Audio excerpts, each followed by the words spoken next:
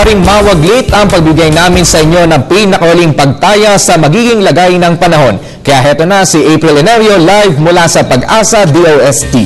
April? Salamat, Ralph. Sa ating ulat panahon, umiiral pa rin ang Intertropical Convergence Zone sa Mindanao habang apektado naman ng Northeast Monsoon ang Northern Luzon.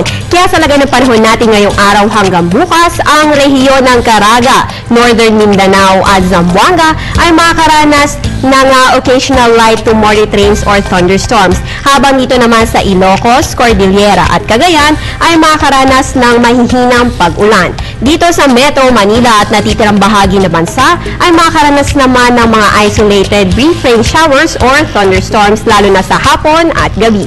Samantala, mayroong binabantay ang mga kaulapan ng Pag-asa sa malayong silangan ng ating PAR. Ayon kay Pag-asa weather forecaster Henry Kitlong, binabantayan nila itong mga convective clouds sa malayong silangan nga ng ating PAR dahil kasama ito sa Intertropical Convergence Zone kung saan ang ITZZ ay breeding ground ng mga bagyo. Ayon nga sa Pag-asa, meron pa tayong 2 hanggang 3 bagyong inaasahan Nobyembre.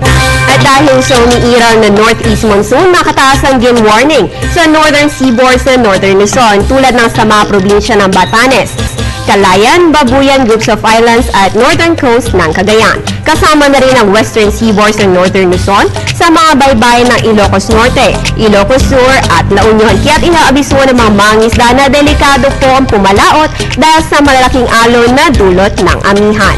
At yan ang latest mula dito sa Pag-asa DOST. Para sa Telebisyon ng Bayan, April Enerio. Maraming salamat, April Enerio.